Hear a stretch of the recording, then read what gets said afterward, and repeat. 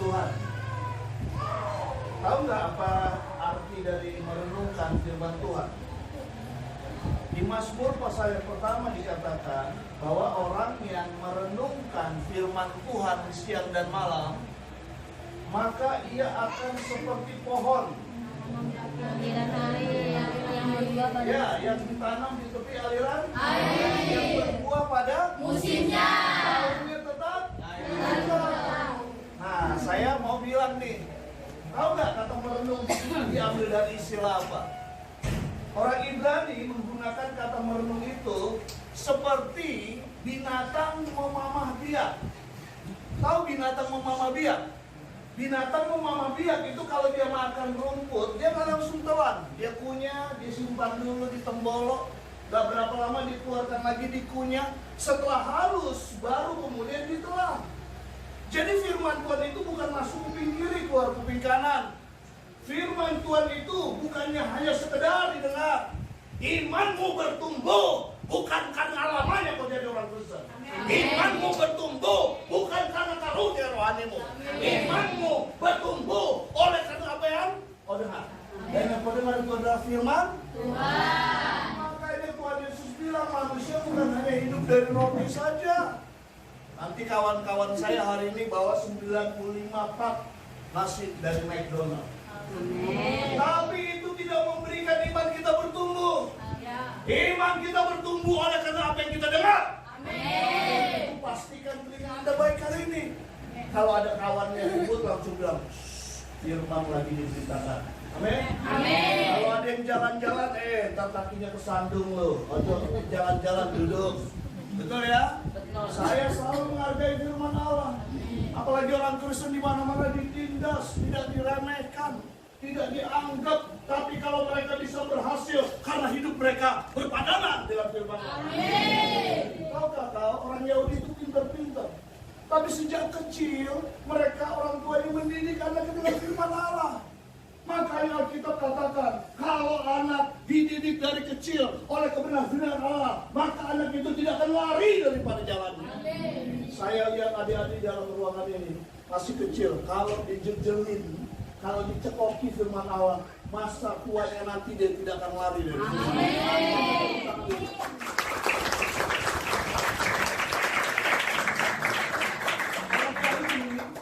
Orang Yahudi mengenal 4 jenis orang percaya ketika dia mendengarkan firman Allah. Nanti Anda bisa cek dan dicek, Anda kira-kira kelompok yang mana nih? Ya, ini ada 4 jenis orang percaya loh, bukan orang kafir, bukan ateis, bukan orang yang beragama. Dia orang yang percaya kepada Tuhan. Tapi ada 4 jenis manusia ketika dia mendengarkan firman Allah. Anda dan saya nanti kira-kira masuk kelompok yang mana? Kelompok pertama, manusia yang cepat mendengar tapi cepat melupakan. Itu firman mudah didengar, tapi jeleknya dia firman yang mudah didengar cepat untuk dilupakan. Makanya orang ini nanti menjadi orang Kristen tomat. Hari Minggu dia tobat dengan firman Allah, tapi hari Senin, Selasa, Jumat, mana? Hari Minggu datang ke gereja dengan firman Allah, tobat kenapa? Cepat dia dengan firman Allah. Tapi jeleknya itu firman yang didengar cepat dilupakan. Makanya dia jadi orang Kristen tomat. Jangan jadi orang Kristen tomat. Katakan kiri kanan ini, ojo tomat.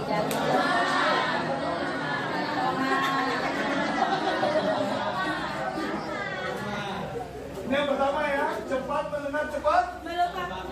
Yang kedua, lambat mendengar, lambat melupakan.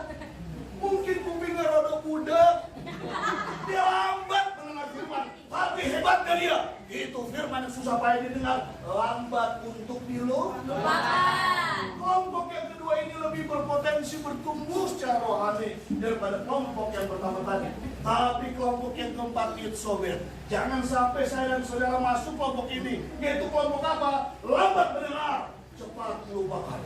Itu firman susah payah didengar, cepat juga dilupakan.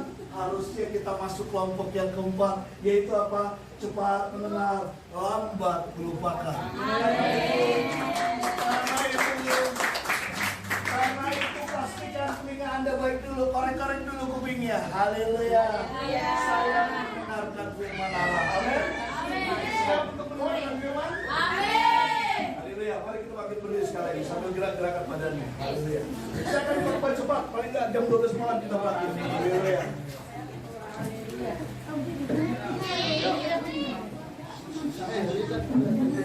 Bawa kitab semua kan? Yuk kita buka kitab Filipi pasal 3. Ayat 13 kaum pria. Sudah mendapatkan katakan amin? Ayat yang ke-14 kaum wanita. Kaum pria terlebih dahulu. Pada hitungan ketiga. 1, 2, 3. Saudara-saudara, aku sendiri tidak menganggap bahwa aku telah menangkapnya. Tetapi ini yang kulakukan, aku melupakan apa yang telah di belakangku dan mengarahkan diri kepada apa yang di hadapanku. Wanita. Dan berlari-lari kepada tujuan untuk memperoleh hadiah, yaitu panggilan surgawi dan darah dalam Yesus Kristus. Amin. Silakan duduk. Ya, Dik, saya cepat tadi ya. Ayat ini mau ingatkan kita mana Rasul Paulus menggunakan gambaran pertandingan atletik. Seakan-akan dia mau bilang life is game. Hidup itu adalah pertandingan. Orang-orang bilang hidup ini mampir ngombe. You know mampir ngombe? Datang sebentar, minum, langsung hilang. Tapi Alkitab bilang bahwa hidup ini hanya satu kali. Kita nggak mempercayai seperti orang Hindu. Kalau kita nggak sempurna, nanti kita jadi reinkarnasi, berubah wujud. Bisa jadi cicak, bisa jadi tokek, dan lainnya. Sudah sempurna, baru kemudian masuk ke nirwana. Alkitab katakan, hidup hanya satu kali, singkat. Bahasanya Alkitab 70 tahun. Makanya kalau kita ulang tahun itu, kadang-kadang kita harus mikir, ini yang benar kita nyanyikan panjang umurnya atau pendek umurnya. Karena kalau usia manusia 70 tahun, saya sekarang 61. Berarti usia saya tinggal 19 tahun. Kalau itu pun 70. Kalau tidak, artinya hidup itu singkat. Udah hidup satu kali, singkat. Sayang kalau tidak dimaknai. Lalu kemudian Paulus menggunakan istilah pertandingan. Digambarkan dia seorang atletnya. Supaya saya memenangkan pertandingan, maka ada dua hal yang harus kita ketahui. Tapi sebelumnya, colek dulu di kanan. Kamu petanding Allah. Kamu petanding Allah. Nah, seorang petanding Allah, dia harus mengingat dua hal ini. Awas saja dua hal ini. Yang pertama, dia harus melupakan apa yang telah di belakangnya. Ayat 13. Melupakan apa yang telah di belakang apa artinya? Paulus gambarkan dia atlet. Seorang atlet, walaupun dia ingin menang, tapi kalau dia tidak masuk arena pertandingan, sampai kapanpun dia tidak akan pernah memenangkan pertandingan. Amin. Jadi seorang atlet harus berlari atau berada di arena. Jangan lupa, arena pertandingan itu adalah tempat untuk menunjukkan siapa sesungguhnya pemenang dan siapa sesungguhnya pecundang. Tapi saya bersyukur setiap orang percaya ditakdirkan bukan sekedar menang, tapi lebih daripada. Nah, seorang atlet kalau dia masuk arena, dia bawa ransel. Di mana-mana atlet olimpiade, dia akan menaruh ranselnya di belakang. Isi ransel itu apa? Dia bisa sepatu, dia bisa anduk, bisa kaosnya dia, kalau bahasa ganti, bisa balsem dan lainnya. Tidak ada atlet yang masuk arena tidak membawa ransel. Tapi Anda tahu, waktu di lintasan lari, dia harus melupakan yang di belakangnya ini. Apa itu? Itu ransel. Kalau dia berlari membawa ransel, maka laju larinya tidak akan pernah optimal.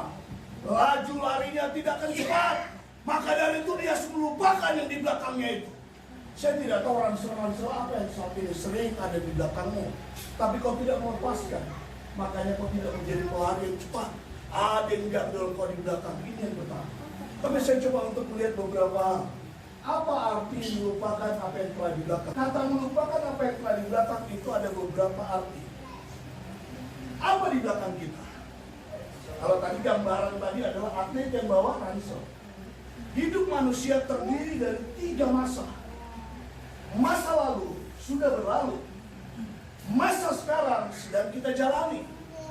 Masa yang akan datang itulah yang nanti akan kita nikmati. Orang bijak bilang, kalau masa lalunya lebih baik daripada masa sekarang, itu dia orang bodoh. Tapi kalau orang ini lebih baik pada masa kini daripada masa lalunya, masa kini lebih baik dari masa lalunya, dia adalah orang beruntung. Tapi kalau masa lalunya lebih baik daripada masa sekarang, dia adalah orang bijaksana. Orang yang memikirkan bukan hanya hidup pada masa kini, tapi masa yang akan datang. Lupakan apa yang telah di belakang. Di belakang kita itu masa lalu deh. Dengar baik-baik. Tuhan gak ingin kita eling-eling masa lalu kita. Dan saya mau bilang kepada Anda, Tuhan tidak pernah pulihkan masa lalumu. Yang dipulihkan oleh Tuhan adalah masa sekarang ini. Saya mau bilang sama Anda, masa depanmu bukan ditentukan oleh masa lalumu. Masa depanmu ditentukan oleh masa sekarang ini. Dan jadi pertanyaan, apakah kau mau melupakan masa lalumu supaya kau meraih masa depan yang hilang dunia? Jadi kalau kita bilang melupakan apa yang telah di belakang, itu berdamai dengan masa lalu. Halo? Sama-sama katakan berdamai dengan masa lalu. Berdamai dengan masa lalu. Jadi nggak perlu malu dengan masa lalu kita ya. Karena pada dasarnya masa depan kita bukan ditentukan oleh masa lalu kita. Amin. Tuhan aja menyuruh kita melupakan masa lalu. Kok kamu eling-eling akan masa lalu? Setan yang suka ingat-ingatkan kita akan masa lalu kita. Lu jelek, gak mungkin lu sukses. Lu gak gendang, gak mungkin kau berhasil. Tuh setan, dia ingat-ingatkan kita masa lalu kita. Tapi saya mau bilang hari ini sama Anda, kalau setan ingatkan masa lalumu, ingatkan setan akan masa depannya. Amin. Tahu masa depan setan apa? Rokok. Jadi kalau ada orang ingat-ingatin masa lalunya, ingatkan setan itu dengan masa depannya. Nanti dia akan masuk neraka. Amin. Ini yang pertama ya. Ayo. Yang kedua, apa yang diartikan masa di belakang itu? Lupakan apa yang telah di belakang. Apa artinya? Sorry? Ya, good. Bagus. Melupakan apa yang di belakang artinya mengampuni. Tapi cinta saya bertanya. Mengampuni itu melupakan atau tidak? Karena ada orang Inggris bilang forgive to forget that. Hello? Orang Inggris punya filosofi atau punya statement forgive mengampuni. To forget itu tidak ingat-ingat, melupakan.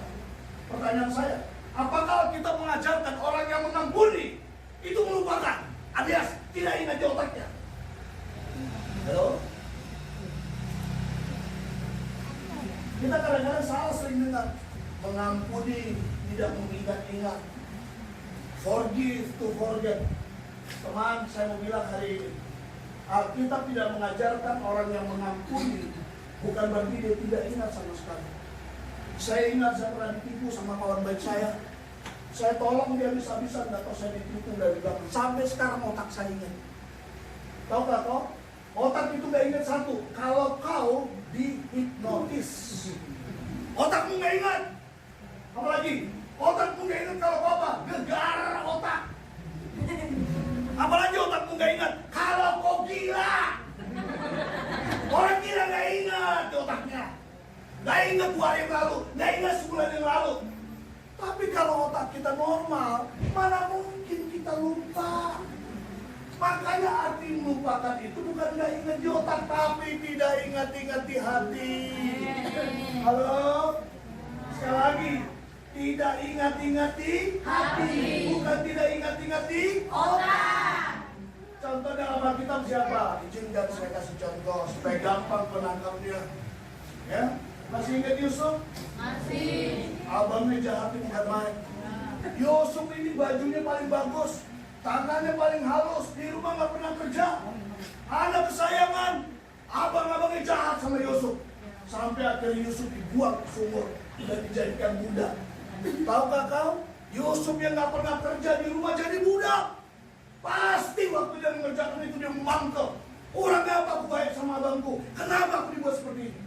Tapi jangan lupa, Tuhan itu mengangkat orang yang rendah Amin. Tapi orang Tuhan menurunkan orang yang tinggi. Sejarah kemudian tercatat Yusuf akhirnya menjadi orang nomor 2 terbesar di Mesir. Sama seperti negeri kita dulu. Indonesia dulu nomor 2-nya juga namanya Yusuf kalah. Ya, ini Yusuf dari Mesir. Yusuf jadi orang nomor 2 terbesar di Mesir. Waktu itu kerajaan Mesir kerajaan terbesar di dunia. Orang nomor 2-nya Yusuf yang dulu adalah budak. Itu artinya Tuhan tidak pernah melihat masa lalu. Tuhan bisa pakai kau yang direndahkan untuk ditinggikan. Tuhan bisa pakai kau yang dihina oleh dunia, dimuliakan oleh Tuhan. Maka dari itu jangan pernah berkecil hati. Jadi saya mau bilang, kau ada di dunia itu bukan karena kesalahan orang tuamu, bukan karena kesalahan orang tuamu, juga bukan karena kesialan yang terjadi padamu. Kau ada di dunia ini karena Tuhan yang sudah mengizinkan. Kalau Tuhan sudah mengizinkan, kenapa kau menolak dirimu? Kenapa kau tidak menghargai dirimu? Kenapa kau sering merasa rendah? Merendahkan diri di hadapan Tuhan itu oke. Tapi jangan sampai kita rendah diri alias minder. Amin. Karena kita sudah dibayar dengan darah yang mahal. Boleh percayakan beberapa. Tiba-tiba, kalau orang Jawa Timur bilang apa? Moro-moro. Orang Jawa Tengah bilang apa? Ujuk-ujuk. Tiba-tiba Israel lapar. Orang-orang Israel butuh makan. Kemana nyari makanan? Dia tentu ke kota besar. Mesir ibu kota kerajaan besar. Kalau mereka datang ke Mesir, itu wajar. Karena di ibu kota besar pasti ada makanan. Amin. Yang jadi pertanyaan saya, kenapa mereka datang ke rumah Yusuf? Mungkin saya coba nafsir nih. Bisa jadi mungkin bagian logistik dipercaya kepada Yusuf. Tapi yang jelas mereka kelaparan. Mereka datang ke rumah Yusuf. Anda bisa tahu dong, rumah orang nomor 2 terbesar di Mesir, pasti rumahnya kayak istana, betul? Pasti rumahnya dijaga sama satpam, pasti satpamnya kumisnya melintang, saudara. Ya dong, nggak mungkin kumisnya kucelit-kucelit gini, ya. Pasti kumis segini, badannya kekar, rumahnya Yusuf dijaga. Tiba-tiba abang-abang Yusuf persis di depan pintu gerbang. Itu satpamnya tanya, hei, kamu dari mana? Maaf Tuhan, kami mau minta makan, kami lapar. Dari mana kamu? Dijawab, kami dari Israel. Satpamnya ketakutan. Karena bosnya Yusuf orang Israel. Wah, nanti kalau dia apa-apain, lalu kemudian yang tadi dia galak, akhirnya menurut. Benar dari Israel? Benar Tuhan. Kami ngapain di sini? Kami minta makan. Tunggu Yusuf, tunggu. Lalu satpamnya masuk ke kantor satpamnya. Ngapain di kantor satpamnya? Dia tentu ngambil handphone dong, telepon dong. Untuk apa? Laporan kepada Tuhan yang ada di ruang kerjanya kan? Telepon lah, kering, diangkat oleh Yusuf. Ada apa satpam? Tuhan, mohon maaf, ini ada katanya orang dari Israel kelaparan Tuhan, terus mereka mau minta makan. Hah? Dari Israel? Yang benar loh? Iya benar Tuhan, saya bolak-balik nanya dia dari Israel. Tunggu dulu, jangan tanya dulu. Lalu si Yusuf hidupin apa? CCTV. Loh iya dong, kan rumah orang sugih, pasti ada kameranya kan? Nah, saya cerita ini supaya kau dapat ngangkep gambarannya, ya kan? Bukan berarti dulu sudah ada CCTV, supaya kau ngangkep. Yusuf hidupin CCTV-nya, pas hidupin, di Ruben nih, ini ya udah di dulu banget keburu. Selanjutnya, Yusuf bilang, satpam, suruh mereka masuk.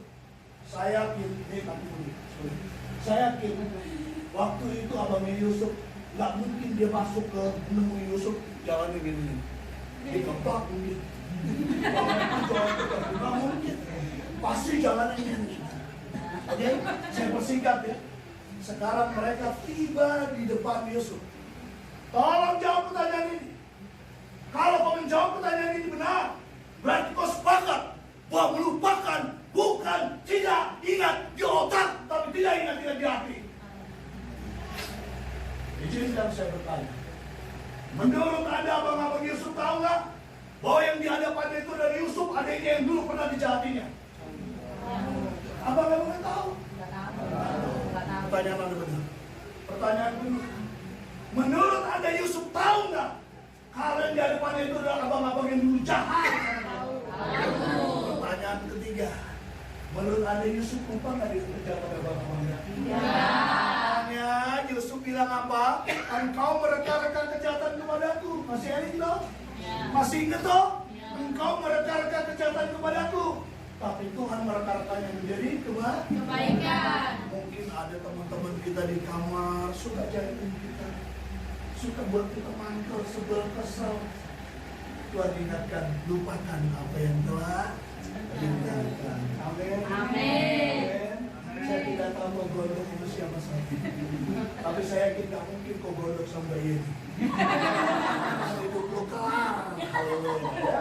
Oke, tapi orang Kristen nggak boleh berdoa.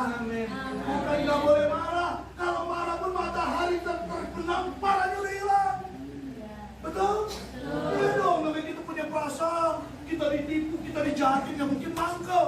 Tapi Tuhan bilang, ampuni dan lupakan. Saya ingat di otak, tapi tidak ingat-ingat di hati. Berapa banyak laju lari kita tidak optimal. Kenapa masih ada di belakang kita, kawan? Ini yang pertama. Yang kedua yaitu menuju kepada tujuan. Ayat yang ke-14, salah satu bacaan kita. Haleluya. Baik ini deh baca. Ayat 14. Haleluya. Filipi 3:14. Ya. Dan berlari-lari kepada tujuan. Dan berlari-lari kepada tujuan Untuk memperoleh hadiah, yaitu panggilan surgawi dari Allah dari Kristus Yesus. lari itu kemana? Garis finish kan? Ya. Itu tujuannya. Petinju itu, maka sasarannya apa? Yang lawan musuhnya. Nggak mungkin wasit dipukul ya bener kan namanya salah sasaran. Betul nggak?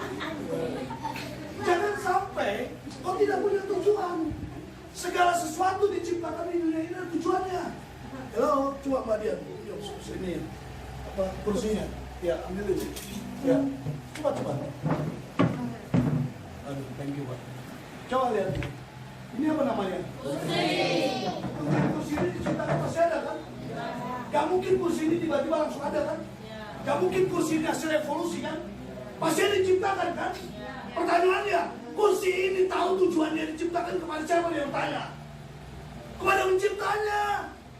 Gak mungkin dong kursi ini nanya sama handphone, tujuannya diciptakan untuk apa? Salah. Yang benar kursi ini datang kepada tujuannya, kepada penciptanya. Pencipta, aku ini diciptakan untuk apa? Pencipta bilang, untuk tempat duduk. Berapa banyak ada di antara kita, maaf, kita ini gak punya tujuan, Bapak Ibu. Ya, kita pacaran. Tujuannya apa dong? Halo? Tujuannya pacaran apa dong?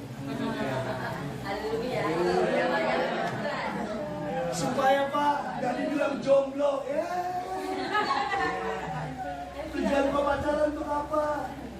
Ya kayak firman Tuhan dong bilang, Tuhan berkata Pak, tidak baik manusia itu seorang diri. Ya kan?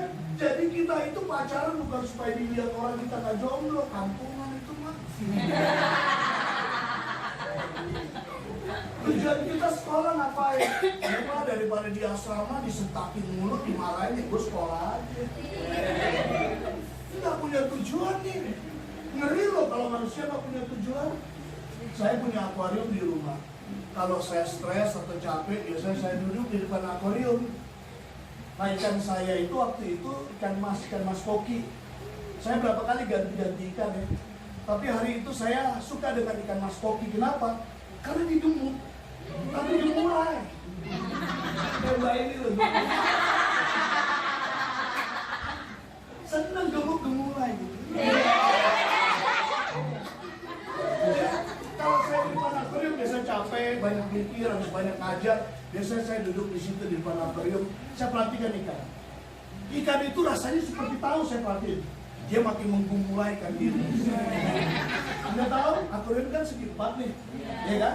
Dia berlari, saya perhatiin.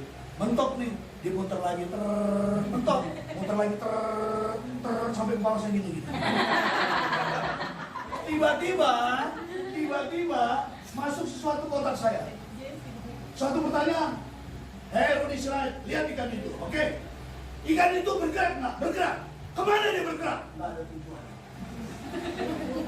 Kalau ikan nggak bergerak, ikan mati namanya. Ikan pasti bergerak. Dan pertanyaan, ikan itu bergerak kemana? Nggak punya tujuan. Firman Allah hari ini bilang, jangan pernah kau jadi petanding Allah tidak punya tujuan. Kalau saat ini kau studi, itulah tujuanmu, kau harus lulus. Kalau saat ini kau melayani, itulah tujuanmu, kau harus melayani yang baik. Kalau saat ini kau berdagang, kau harus untung. Itu adalah tujuanmu untuk berdagang. Bukan dagang malah untung. Tapi hari ini Tuhan ingatkan kita, jangan pernah jadi kecil hati. Inilah tujuan. Saya percaya kalau orang punya tujuan, hidupnya makin bergairah. Namanya tujuan itu apa dulu? Ya standarnya Alkitab. Contoh, Anda mau pacaran, tujuan pertama kamu harus cari seiman. Betul? Iya dong. Jangan mentang-mentang dia kaya, ganteng, nggak ada gunanya. Banyak anak-anak Jakarta kayak gitu. Cari yang ganteng, kaya, akhirnya apa? Hamil, aborsi, mati. Benar deh. Karena bukan aku nakutin, banyak yang begitu. Dapat orang kaya, dinikahin, betul dinikahin. Tapi nggak nyampe 1 tahun dikeplakin terus, ujung-ujungnya cerai. Iya, kita harus cari orang yang seiman dan takut akan Tuhan, amin. Dan itu jangan pernah jauh-jauh. Kumpul sama orang-orang percaya. Jadi waktu kita pacaran, pertama sebelum kita menyatakan cinta dan kita menerima cinta, kita harus cari tahu dulu. Iki siapa iki? Anak Tuhan, oke. Masuk list, masuk contoh. Terus kedua karakternya karakter Kristus, karakter Tuhan atau karakter hantu? Wah ini karakter hantu, no coret, nggak masuk. Ya tunggu waktunya Tuhan. Sampai waktu Tuhan dinyatakan pasti akan terjadi. Saya tutup dengan kisah ini ya. Ini ada kawan saya Erika. Namanya Erika. Erika ini orang Indonesia, tapi dia punya persekutuan dengan orang-orang yang menggunakan bahasa Melayu. Jadi di Amerika ada persekutuan menggunakan bahasa Melayu. Orang-orang di situ ada orang Malaysia, ada orang Indonesia, ada orang Filipina yang bisa bahasa Melayu, bahasa pengantarnya Melayu. Lalu kemudian apa yang terjadi? Dia ikut persekutuan di situ. Dia wanita yang paling tua di situ, belum punya pasangan hidup. Yang lain kawan-kawannya itu sudah nikah, sudah punya anak. Tapi dia nggak pernah peduli karena dia pikir jodoh itu di tangan Tuhan. Bagian saya adalah bagaimana saya berusaha untuk menjaga hidup dan mempercayakan kepada Tuhan. Saya pegang firman Tuhan. Dan Anda tahu, setiap hari dia berdoa, di tempat dia berdoa. Pokok doanya apa? Tuhan, Kau yang berkata tidak baik manusia seorang diri, berikanlah aku. Aku sudah lama seorang diri, aku jomblo. Singkat cerita akhirnya dia kurang lebih berdoa 3 bulan seperti itu. Waktu di gereja, hamba Tuhannya menyampaikan, iman tanpa perbuatan adalah mati. Wah, itu perkataan hamba Tuhan, itu firman Allah yang disampaikan hamba Tuhan. Dicek dan dicek. Aku selama ini beriman. Aku pegang firman Allah. Tidak baik manusia itu seorang diri. Jadi pasal 2. Tapi aku tidak pernah bertindak. Imanku mati. Imanku kosong. Dia merenung. Apa ya maksudnya? Lalu apa yang saya lakukan? Hasil perenungan, bahkan dia berpuasa juga. Akhirnya seperti kayak kalau kita baca buku komik, itu di atas kepala ada bola, peng gitu, tahu berarti maksudnya dapat ide. Akhirnya dia keluar dari rumah, lalu kemudian apa yang terjadi? Dia pergi ke Hero Super Kampret. Hero Supermarket. Pergilah dia ke sana, lalu kemudian dia cari-cari ini, celana jeans ukuran 34. Dia bilang sama pramuniaganya, Mbak, itu celana jeans cowok ya? Iya. Pinggangnya 34 ya? Iya. Tolong Mbak, saya mau ambil. Di kasirnya berkata, Mbak, ini buat celana suaminya ya? Dia jawab apa? Oh. Padahal dia belum punya suami. Ya kan? Tapi dia hari ini diingatkan, iman tanpa perbuatan mati. Selama ini dia mengimani tidak baik manusia itu seorang diri. Jomblo itu tidak kita dia kawan. Maka dari itu kita harus gumuli, jangan sampai kita jomblo. Kecuali memang kau dapat karunia selibat, karunia tidak menikah. Seperti kayak Romo, seperti kayak Suster. Itu lain. Dia memang dapat karunia. Tapi kalau kau masih suka lawan jenis, itu berarti kau gak dapat karunia itu. Iya. Makanya kau harus punya standar. Cari dulu seiman. Cari dulu yang punya karakter Kristus. Cari dulu kehidupannya bagaimana. Kalau menguapin kamu mintain duitnya ngapain? Ya kan, buat apa dapetin kayak gitu? Mendingan kau kalah Dia harus punya tujuan jelas. Berapa lama kita pacaran? Masa udah 5 tahun pacaran gak jelas? Gimana? Udah 5 tahun pacaran mau gimana? Ya mengalir aja Pak, mengalir. Mengalir pemberan kita. Harus punya tujuan. Tanya. Jadi kalau kau seorang cewek pacaran udah 2 tahun, tanya pacar. Kita mau gimana nih? Masa 2 tahun gini-gini aja gue digantung? Ya kalau nggak siap udah nggak apa-apa. Kita akhiri hari ini. Saya mau cari cowok yang punya tujuan. Amin. Tujuan pacaran apa? Merit kawan. Iya. Makanya kalau mau minta kawan-kawan saya ngomong udah lama ya. Bila perlu dukung bajak juga. Cuma tujuannya jelas. Tapi jangan pernah jadi orang tidak punya Tujuan. Kembali lagi ke Erika. Dia beli, dia bayar.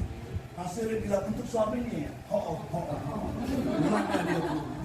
Sampai di rumah dia masuk tempat doa. Anda tahu? Di tempat doa itu dia ambil hanger. Hanger tahu? Hanger digantunglah celana itu di hanger. Persis tempat dia berdoa. Jadi kalau dia berdoa di sini, di situ digantung hanger. Tadinya dia berdoa apa? Berdoanya tadinya, Tuhan, kan kau berkata tidak baik manusia itu seorang diri. Kasihlah pasangan minum sama aku. Sekarang karena dia dengar firman Allah, iman tanpa perbuatan adalah mati. Dia ubah doanya. Dia taruh celana itu di depannya, dia berdoa, kemudian dia bisa berbahasa roh, dan kemudian dia tunjuk celana itu. Dan dia berkata dengan iman, Tuhan, isilah celana itu dengan suamiku. Isilah celana itu dengan suamiku. Mungkin kau tertawa, tetapi itu yang dilakukan oleh Erika. Sorry, saya bukan ngedongeng. Saya menyampaikan ini fakta, tapi sebagai pengkhotbah saya harus menyampaikan dengan kalimat yang supaya Anda gampang untuk mengerti. Tapi jangan Anda berpikir saya sedang ngedongeng hari ini. Jangan Anda berpikir saya sedang wayang hari ini. Erika lakukan itu.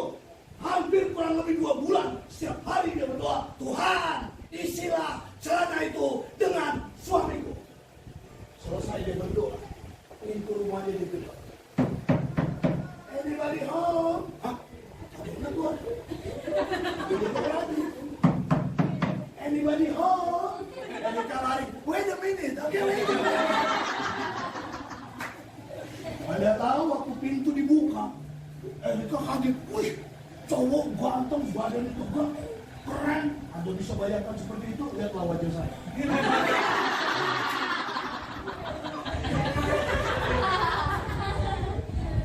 Erika kaget. Wih, cepat banget Tuanku baru doa. Langsung dikirim orangnya. Rupanya orang itu salah ngetok pintu.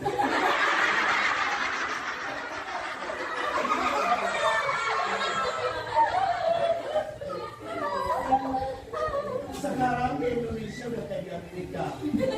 Rumah-rumah sana itu ada jenisnya. Ada tipe Paris Garden, bentuknya kayak rumah-rumah orang Paris. Ada Athena Garden, bentuknya sama semua. Jadi rumah ini bentuknya sama, ukurannya sama. Dia mau dating kawannya nama David. Rumahnya di sebelah, tapi dia salah ngetok pintu. Waktu Erika melihat itu cowok langsung pergi, langsung dijawab sama Tuhan. Karena orang itu salah ngetok pintu. Itu orang langsung bilang, maaf, saya bisa ketemu dengan John. Oh, Erika langsung heran. John di sebelah, tapi dia hari ini weekend. Nanti hari Senin dia baru pulang. Ini kunci rumah di titipan saya. Dia pergi kemana? Keluar kota agak jauh. Mampir dulu yuk, masuk yuk, dikasih minum. Duduk, masuk tuh. Si Dev, duduk hadap-hadapan. Ngobrol, lihat-lihatan dari mata turun ke jidat. Dengan cara yang tak terselami oleh akal budi manusia. Itu cowok yang namanya John besoknya lagi datang. Lama-lama dating, ketemu. Dan kemudian diajak Erika, mau kamu menikah dengan aku?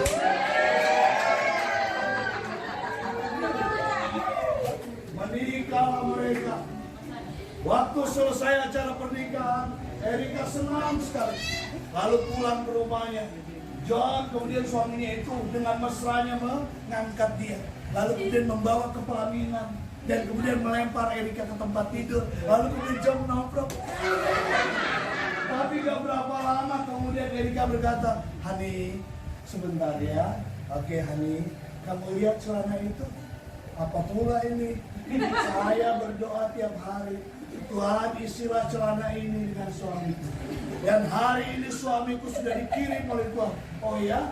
Itu suaminya ambil celana, dipakai pas pinggangnya, panjangnya pas, nggak perlu dipotong. Apakah Anda pikir ini kebetulan? Tidak, inilah iman. Jangan pernah ragu mengimani Yesus Kristus. Amin. Dia adalah yang sanggup membuat tidak ada menjadi ada. Amin. Saya sedih melihat orang Kristen meninggalkan Yesus hanya gara-gara hal yang lain, hanya gara-gara jodoh, hanya gara-gara harta. Tuhan adalah Tuhan yang kaya. Amin. Masih terus dalam Tuhan, ingat dua hal ini. Lupakan apa yang telah di belakang kita. Miliki tujuan ke depan.